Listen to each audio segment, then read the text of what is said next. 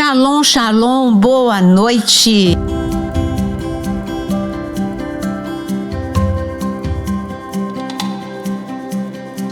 Boa noite a todos os assíduos aqui no podcast. E você que é novo, fica aí para ver se você vai ser também um assíduo, um dos nossos podcasts semanal. Toda segunda-feira nós temos um episódio novo. Terça-feira ao vivo. E agora são 3 vídeos diários, sabia? Antes eram só 2, agora são 3 vídeos diários, incluindo agora a leitura bíblica, que é algo que você não pode deixar, porque para você ler a Bíblia inteira, o que a gente fez? Um capítulo por dia, tudo dentro dos famosos 12 minutos. Um capítulo com explicação, e assim você vai bater a meta de ler a sua Bíblia inteira com explicação. Já foi... Mas tudo bem, está lá gravado. Já foi o livro de João, e estamos no livro de Apocalipse, e acabando Apocalipse, vamos para Zacarias. Eu não conheço um canal que contemple mais a palavra do que esse teu canal, sabia? Meus parabéns. Obrigada. Como convidado, né? Até novo aí, tá? De Bíblia diária. Capítulo por capítulo diário. Não. Com explicação, né? Não tem. É único. Em 12 minutos? É único. Em 12 minutos com explicação. Um capítulo. E olha que eu tenho que me controlar na hora que eu quero falar mais. Não, são 12 minutos. Não, fabuloso, fantástico. Você está de parabéns. Você e João, né? João, o famoso Aquino. João, Aquino. Uma equipe imbatível. Vocês são imbatíveis. É verdade. O Pepe fica rindo. Então, queridos, e diante de tudo isso, deixa o like, compartilha. Não, diante de tudo isso, deixar o like não é nada. É você ainda se ter que inscrever. Não, é você também não é nada. É você ter que rodar o mundo para levar esse manual fantástico da vida e que nos prepara para a volta do Senhor, para a vida eterna, pelos 4 cantos do mundo. Você está de parabéns, porque você é muito magrinha, só come salada, entendeu? Eu não sei, só o anjo pode sustentar. Melancia todo dia. Alface. Né? Alface, palmito, brócolis, para você que gosta de convidar, não era? Já fica sabendo. Pipoca. Brócolis, alface, tomate... fala aí. Pipoca. Café. Não, ali na salada. Ah, tá. Bastante coisa. Essas coisas assim, né? Então, ovo cozido. A proteína dela só vem do ovo cozido. Então, do atum, do frango. Atum de vez em quando, né? Bom, então, deixa o seu like, compartilhe. Não só deixa o like. Entre na área de membros. Na área de membros, porque você vai ter muito mais do que o podcast. Você vai ter estudos com mais aprofundamento, entendeu? Para você aprender Apocalipse. Muito bom. Gente, é tempo do Apocalipse, é tempo da volta do Senhor. Cuide-se, aprenda a palavra. E seja um evangelista, né? Porque você pode compartilhar. Além de dar o like, você compartilha, você está evangelizando, semeando, você está salvando vidas nessa última hora. É verdade. E tem mais.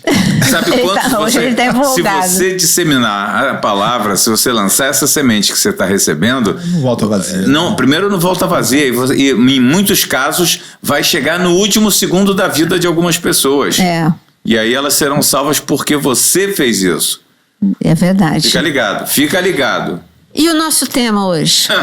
Nosso tema são 2 anos de terror. Meu Deus do céu. 2 anos de terror. Israel, Hamas, Israel, faixa de Gaza. E para a gente começar o assunto, a gente precisa voltar 2 anos atrás. Porque as pessoas esqueceram. E porque, claro, ainda está acontecendo muita coisa. Você tem uma tendência às notícias tendenciosas, manipuladas, e há um esquecimento, uma amnésia coletiva do que aconteceu há 2 anos atrás. Aqui a mesa tem uma posição, mas nós vamos tentar ficar neutro para você se informar. Neste momento de neutralidade, eu só quero dizer... explicar para vocês, antes de passar para a mesa continuar o assunto, que há 2 anos atrás, num dia 6 de outubro, não estou falando do dia 7, tá? Vamos falar do dia 6 de outubro. Israel estava tranquilo. Israel estava tranquilo porque havia paz na faixa de Gaza entre Israel E não vou usar o termo palestinos, vou usar Hamas, porque Palestina é uma população abençoada. Então vou falar do Hamas. Estava em paz, a despeito de muitas investidas do Hamas contra Israel. Um certo grupo, eu quero contar uma experiência pessoal, eu levei lá para o sul de Israel, e quando eu entrei num lugar que tem uma vista que a gente chama de vista de Ben Gurion, e entrei também no kibbutz. O Jonas não foi, estou falando eu, porque nesse grupo o Jonas não foi. E então a gente, quando nós entramos no kibbutz para fazer um tour para ir até a casa de Ben Gurion, o Eli, que é o nosso amigo Eli Bardavi, ele disse o seguinte para mim: essa região aqui sofre muito. E eu falei: por quê? Por causa dos túneis. E eu falei: que túnel? Ele falou: o Hamas. Às vezes os moradores, eles ouviam barulhos durante a noite e aí se alertava, e quando iam investigar, eram túneis que estavam sendo feitos para invadir Israel de surpresa. Mas hoje Israel está tranquilo. Eu falei: por quê? Conseguimos vedar todos os túneis. Conseguimos fazer uma barreira subterrânea de forma que não temos mais preocupação em relação aos túneis. Essa foi a última conversa que eu tive com ele. Uma tranquilidade, porque Israel tinha conseguido fazer uma barreira subterrânea para que esses túneis não avançassem, colocando em risco a população do sul de Israel. No entanto, agora sim, eu estou falando, esse era Israel dia 6 de outubro. Vida normal, vida de qualquer país que não está em guerra. Dia 7 de outubro, uma festa, todo mundo sabe, jovens despreocupados numa festa.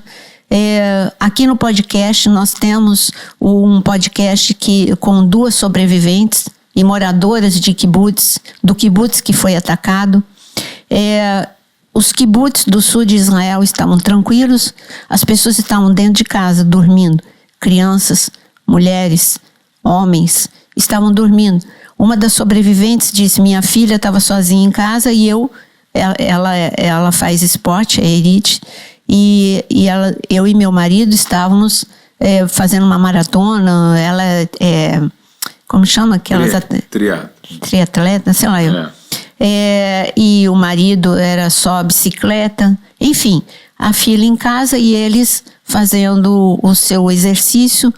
A outra sobrevivente que estava aqui, ela estava sozinha também com os seus irmãos menores em casa, seus pais também não estavam, e de madrugada aconteceu uma invasão, porque Israel estava tranquilo com os túneis, mas nunca poderia imaginar. Foi um momento em que Israel disse que foi um erro, eles estavam tranquilos demais, e o país estava dividido, politicamente falando, pró-Bibi, contra Bibi. Bibi é a forma que eles chamam Netanyahu.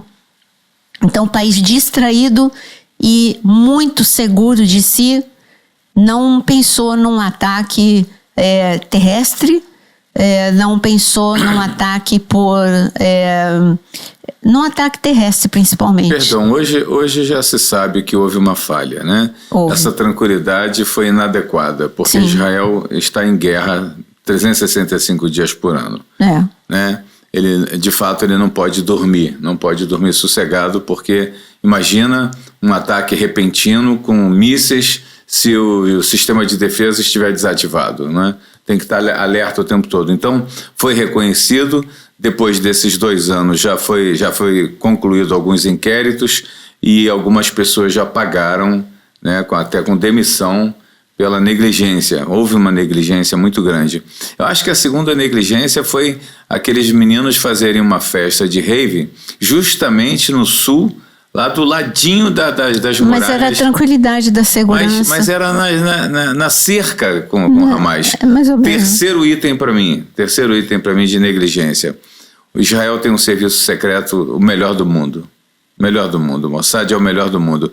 Como durante o planejamento desse ataque, eles não captaram. Não, Israel reconhece de que houve uma falha na segurança. Sim, tá, tudo bem, mas se a gente parar agora, eu dei 3 razões aí terríveis, né? Mas se nós pararmos agora para fazer uma análise bíblica, a gente vai perceber o seguinte: nada é por acaso. Nós estamos caminhando para o final dos tempos, muitas coisas precisam acontecer. E elas são desencadeadas assim, infelizmente. Né? Infelizmente. Tu vê que uma coisa absurda, que foi a Rússia entrar na Ucrânia, né? Querendo tomar terra da Ucrânia. Que sentido tem isso? É um estopim para Ezequiel 38. Né? Exatamente. Então, mas voltando para esse panorama, as pessoas não falam mais deste dia. No dia 7 de outubro, crianças foram mortas. Aquela família, a que mais ficou mais famosa, aquela mãe com aqueles 2 filhos ruivos, mas foram centenas de famílias como aquelas. Foram mais de 1.000 pessoas num único dia mortos. De forma, assim, a pior atrocidade. Alguns queimados vivos, violência sexual, rapto, que até hoje, 2 anos de sequestro. Teve barriga de grávida sendo aberta. Sim, as piores atrocidades aconteceram, as piores crueldades aconteceram, a ponto dos terroristas filmarem os vídeos que eles usavam no corporal. Eles tinham orgulho do que eles estavam fazendo, foram vazados esses vídeos. Tem um filme que a princípio foi mostrado só para um pequeno grupo de pessoas, hoje já está mais divulgado, mas as pessoas ficaram insensíveis, as pessoas não querem conhecer a verdade e mais de 1.000 pessoas foram mortas, queimadas vivas e, como eu disse, as piores atrocidades, as piores violências, e o mundo se calou. Quando Israel foi se defender, aí começou a condenação. É claro que numa guerra, tanto pessoas inocentes morrem de um lado quanto de outro. Isso é a crueldade de uma guerra. Então aqui eu não estou defendendo guerra, pelo amor de Deus. Aqui eu estou falando que há sofrimento dos 2 lados. Verdade. E o mundo se calou diante. Israel ficou quieto, não se defendeu de imediato. Israel ficou quieto, mas saber o que aqueles reféns estavam vivendo, não tinha nenhum refém do lado de Israel.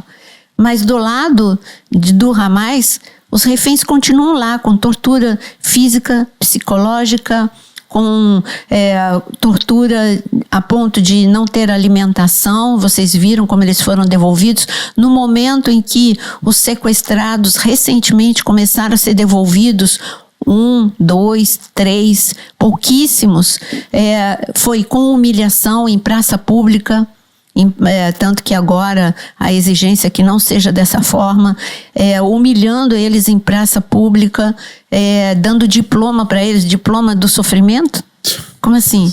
Então, uma crueldade sem limites, as pessoas sendo devolvidas pele e osso, como você viu no tempo do Holocausto.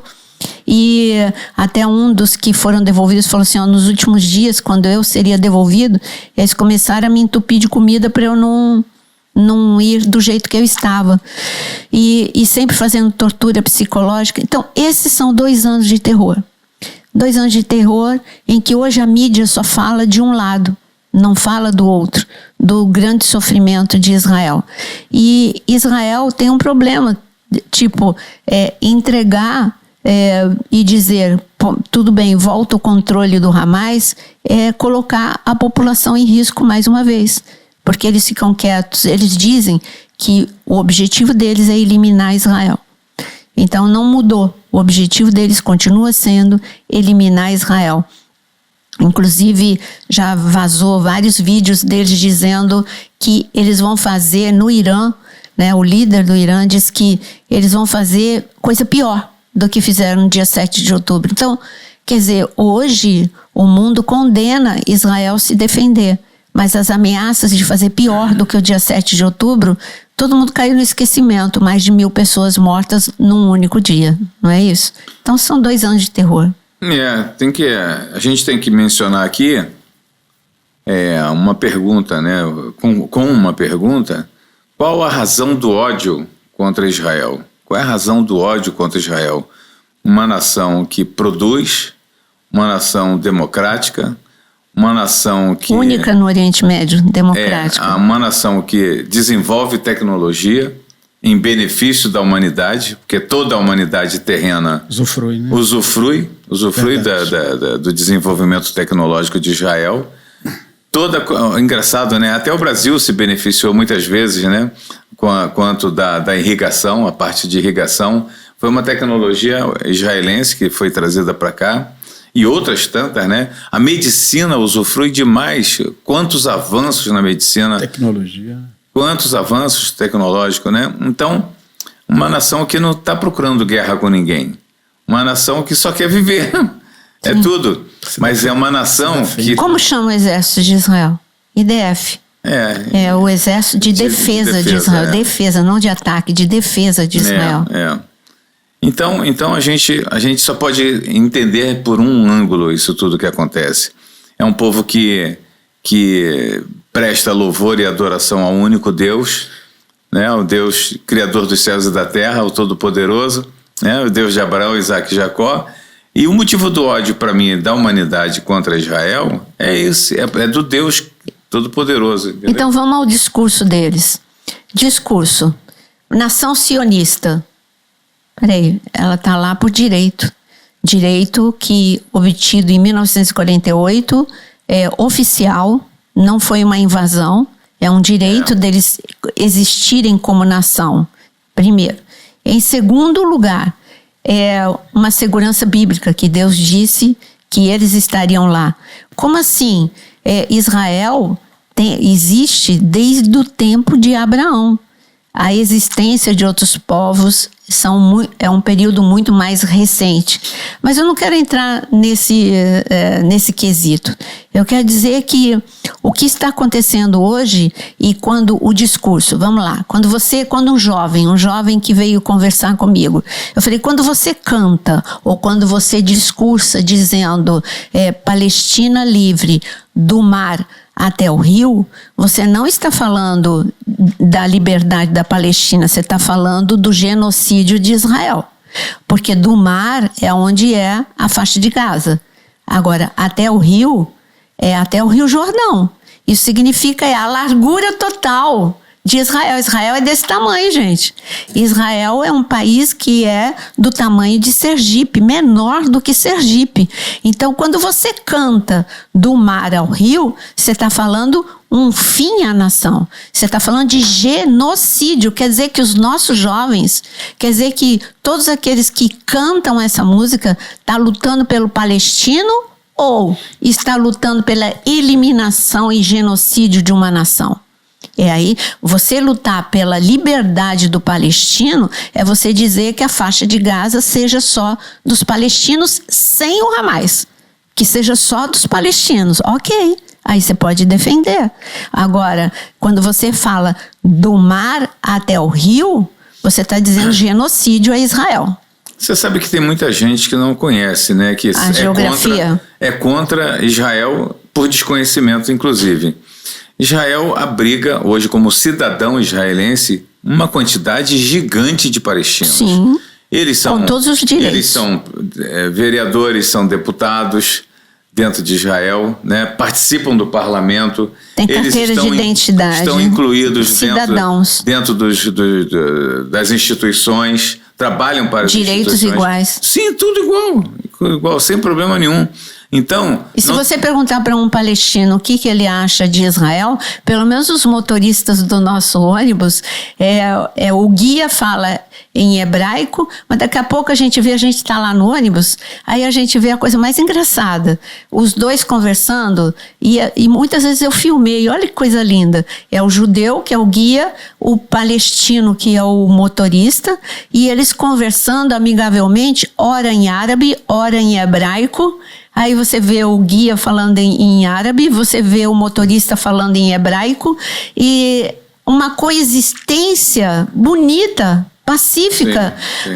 Quando a gente olha para a Cisjordânia, Belém, que é um pouquinho mais sensível do que o Jericó, se entra em Jericó, que é a Cisjordânia, gente, é uma paz entre Israel e ali a Jericó. Aqueles palestinos são fenomenais, fantásticos, e o povo de Israel que entra com a gente, ali todo mundo amigo, todo mundo conversando. Aí eu vejo os donos da loja abençoando o nosso guia, dando um monte de presente palestino, dando um monte de presente para o judeu levando o grupo para abençoar a loja dele. Então, essa ideia que você tem é muito errada. Você tem que ir para lá para você ver. Então, um é beneficiado pelo outro, uma coexistência completamente pacífica. Você entra em Belém, que eu disse que é mais sensível, porque é um lugar um pouquinho mais fechado. Mesmo assim, os moradores palestinos de Belém saem de Belém, vão trabalhar em Israel e voltam para Belém. Olha que é um pouquinho mais sensível do que Jericó, Belém, né? Que precisa a gente, às vezes, mostrar passaporte para entrar. É uma área um pouquinho mais sensível. Mas mesmo assim, quando a gente entra lá em Belém, a gente leva os grupos em Belém com o guia judeu.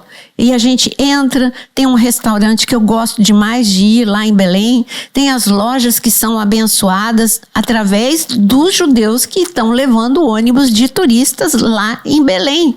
Veja só, então essa sua ideia, o que a mídia traz, não é verdade. Há uma coexistência completamente pacífica entre judeus e palestinos. Estou falando de palestino. Não estamos falando de grupo terrorista.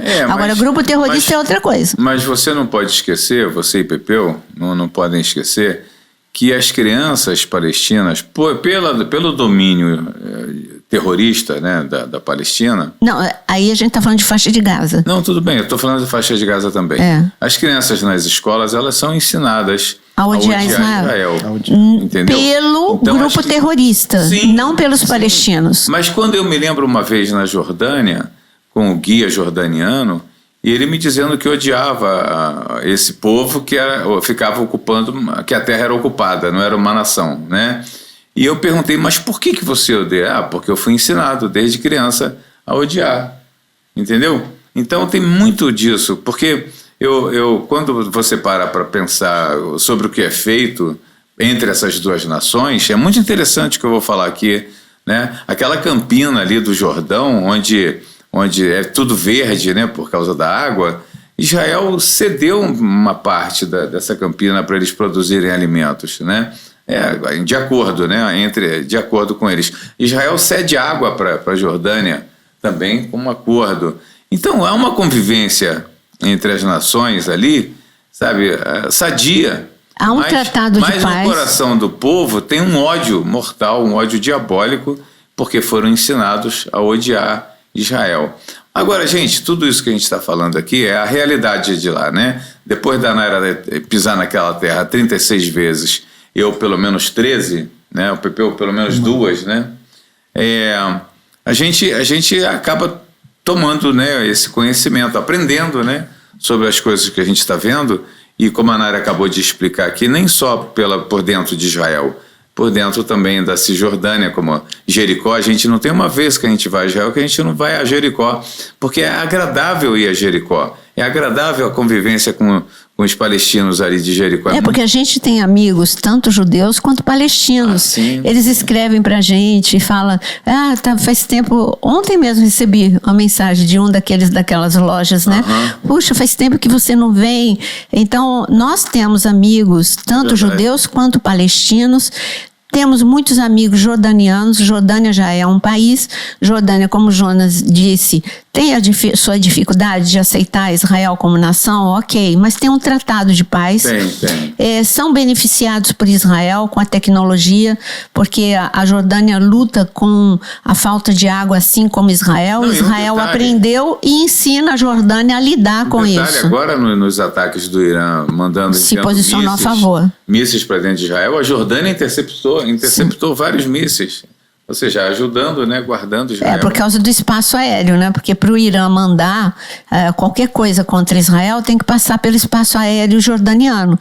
Então a Jordânia, a Arábia Saudita se posicionaram contra esse ataque, ou seja, a favor de Israel e contra esse ataque, porque estava colocando em risco a sua população também, o espaço aéreo.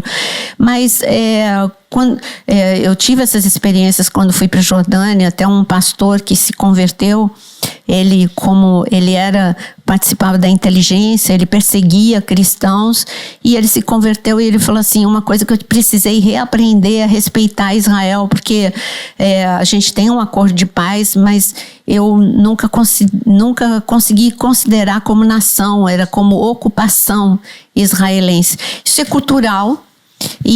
Mas quando eles amadurecem, conheço muitos jordanianos fantásticos e uma convivência incrível com Israel. Mas voltando aos 2 anos de terror e o Tratado de Paz, o que é que vai acontecer com o Tratado de Paz, né? Bom, existe hoje o mais recente, agora, e o Hamas disse que vai aceitar o Tratado de Paz sugerido pelo Trump e que vai devolver que uma condição é devolver todos os reféns. Vamos ver, né? Porque ele disse que vai devolver os reféns. Vimos algo muito triste ali quando Netanyahu foi fazer um discurso e tantas nações se levantaram e vaiaram Israel. Por isso que eu digo, em 2 anos teve uma amnésia do que aconteceu no dia 7 de outubro. Nesses 2 anos está tendo uma cegueira sobre ver o que continua a ser feito com os reféns que ali ainda estão. Pessoas inocentes, civis. Gente, para pensar. Nós não estamos falando de reféns soldados. Estamos falando de reféns civis que estavam dormindo em casa ou estavam na festa. Isso é uma atrocidade. Verdade. E o mundo simplesmente fecha os olhos e só vê um lado. Pastora, diante de todo esse caos, né? Assim, a senhora tem falado e a Bíblia, ela vai colocando essas placas, essas setas, olhando assim para a palavra de Deus, para a Bíblia Sagrada, onde nós estamos nesse exato momento, de acordo com todo esse caos que está acontecendo, que na verdade são placas, né? Sim. Que estão anunciando algo grande para o acontecimento, né? O Oriente Médio sempre foi um lugar de instabilidade, mas nos últimos, esquece esses 2 anos, faz de conta que esses 2 anos não aconteceram, nos últimos 15 anos teve uma paz relativa. E você ia e voltava do Oriente Médio, se a sua viagem fosse para a Jordânia, se a sua viagem fosse para Israel ou qualquer país do Oriente Médio, você ia com tranquilidade. Até a revista no aeroporto, né? Lembra como é que era? Puxa, atenuou tranquilo. Demais. Ficou uma tranquilidade. Parecia que você estava no aeroporto de qualquer país do mundo. E antes era aquela inspeção rigorosíssima. Lembra disso? E o que aconteceu realmente uma placa de sinalização, de profecia, porque essa instabilidade crônica, 2 anos de total instabilidade sem ninguém, todo mundo tentou levar paz para essa situação. Entrou os Estados Unidos, entrou a Arábia Saudita, entrou o Egito, muitas sugestões, muitos acordos foram tentados nesses 2 anos, nada aconteceu. Esse é mais uma sugestão de acordo. Se eles vão cumprir ou não, é outra história. Mas, e as promessas de dizer que vai fazer pior do que no dia 7 de outubro? E são promessas que hoje vazam os áudios e não é inteligência artificial, são eles mesmos falando, são autoridades falando. Então, profeticamente, nós estamos num momento em que o Oriente Médio está precisando de paz. E ninguém está conseguindo levar paz. É nesse cenário que vai surgir o anticristo. Ele, com uma extrema inteligência, uma oratória, uma graça, ele vai conseguir uma solução que não passou pela cabeça de ninguém, mas ele vai ter essa solução. E o mundo vai celebrar, o que o mundo está esperando? Que alguém apareça nesse cenário. Verdade. Então o mundo vai celebrar, o mundo vai se alegrar e o mundo vai dizer como ninguém nunca conseguiu e ele conseguiu. Pastora, mas assim olhando para todo esse cenário também, é um palco assim, onde é levantado um caos provocado, né? Sim. Porque a gente vê hoje todo mundo gritando, clamando por paz, né? E parece que quanto mais clama pela paz, parece que mais guerras estão se desencadeando nesses dias. Sim. Né? Então, e hoje a gente olha para os Estados Unidos também, né? Colocando aí tipo um decreto para que haja essa paz, para que haja um acordo. Como é que a senhora vê isso tudo hoje? Eu vejo que Israel está cada dia mais isolado, cada dia mais abandonado, isso também é bíblico. Pela ONU, né? Nessa reunião da ONU, as pessoas se levantando não é só isso não, por onde você vai há um discurso contra Israel. Então o antissemitismo global, eu venho falando, é um reavivamento do livro de Esther, é o espírito de Amã que está sobre o mundo. O que o espírito de Amã, o que Amã dizia? Vou matar, vou roubar e vou destruir. O livro de Esther. Vou exterminar o povo, né? Exterminar um genocídio. Era o objetivo. Por que Amã queria isso? Por nada. Era um amalequita, é amalequita que vem justamente ali, daquela região. Quer dizer, então, qual era o objetivo de Amã? Só destruir o povo. Matar, roubar. Tudo que eles tinham. E a mesma coisa... O decreto ele vai crescendo com o passar dos anos, né? Porque lá em Moisés também, quando Moisés foi lançado no rio, né? Havia o decreto de matar as crianças, né? Sim. Então são decretos que eles vão crescendo e se aperfeiçoando. Mas falando de amalequita, em Êxodo 17, foram os amalequitas que queriam destruir a nação. Porque acabou de sair do Egito, por que vai destruir a nação? Né? E Deus disse que assim seria. Né? Através de Amaleque tinha que ser destruído. Saul não destruiu. Mas aí eu vou entrar em aula. Só dizer para vocês, há um renascimento de um antissemitismo global que nós já vivemos na época do Holocausto, já vivemos no livro de Esther e ressurgiu agora. Aonde quer que você vá, tem um discurso anti-Israel. Então, Israel está isolado, Israel só tem os Estados Unidos por enquanto. Haverá um momento que nem os Estados Unidos vai ajudar, porque está escrito que é bíblico isso, que Israel vai ficar sozinho, até mesmo os Estados Unidos vai se retirar dessa ajuda, que eles vão depender totalmente de Deus. É esse o cenário que a gente está vivendo.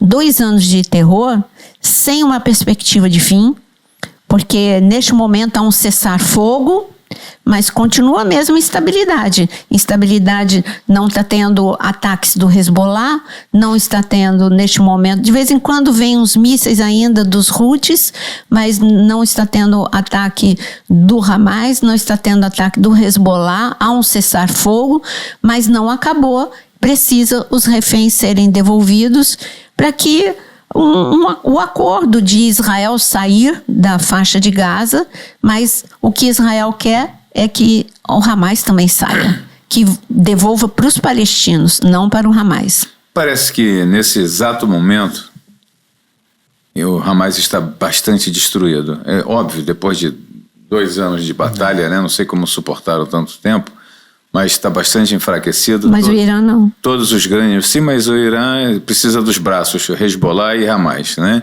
Se os dois estão aniquilados, não tem como. Ele precisa levar tempo para reconstruir.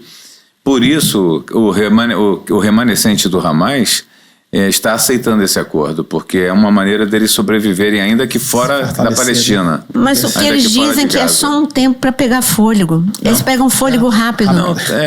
Porque eles são alimentados pelo Irã. Então, eles querem esse acordo neste momento de fragilidade, mas é aí que veio a promessa. Também que estão sendo libertos. Mas aí vem a promessa. Qual foi a promessa? Vamos fazer pior do que o dia 7 de outubro. Por isso que Israel não quer entregar a faixa de Gaza para os palestinos, porque a promessa deles é se fortalecer novamente para fazer de novo. O que Israel quer é devolver para o palestino, não para o Hamas. Eu creio que teremos algo muito sobrenatural pela frente. A senhora falou de Êxodo capítulo 17, né? E ali foi uma vitória sobrenatural, porque o povo tinha acabado de ser liberto de um cativeiro, né? Eu penso que eles não deviam ter armas adequadas para o momento da guerra, mas no momento que Moisés e Arão sobem ao monte, né, e dão as mãos ali em oração buscando ao Senhor, a vitória veio de forma sobrenatural. Na hora que eles abaixavam as mãos, começavam a perder, mas quando eles se levantavam debaixo dessa unidade com Deus, havia o sobrenatural e houve assim a grande vitória naquela guerra, naquela batalha, né? Eu penso que esse último momento, como a senhora já falou aí, eu penso que é o pior momento, né? Porque hoje a humanidade sabe no que isso vai levar, né? O povo judeu já passou por isso, né? E hoje toda a humanidade sabendo, e parece que todos estão se calando, estão fechando os olhos, estão ensurdecidos para todo esse cenário que está se formando, né? O povo sendo perseguido, não só judeu, mas os cristãos também sendo perseguidos no mundo inteiro. E parece que há assim uma cegueira, uma surdez. É muito mais fácil as pessoas se preocupar com um cachorro que é atropelado ou alguém que bateu num bicho do que em uma vida que está sendo tragada. Porque a gente tem uma mídia tendenciosa, manipulada e que manipula a mente das pessoas. São notícias que nós temos hoje o privilégio de termos notícia em tempo real, só que com uma opinião manipulada. E aí você olha e você entende pessoas que estão com preguiça de pensar.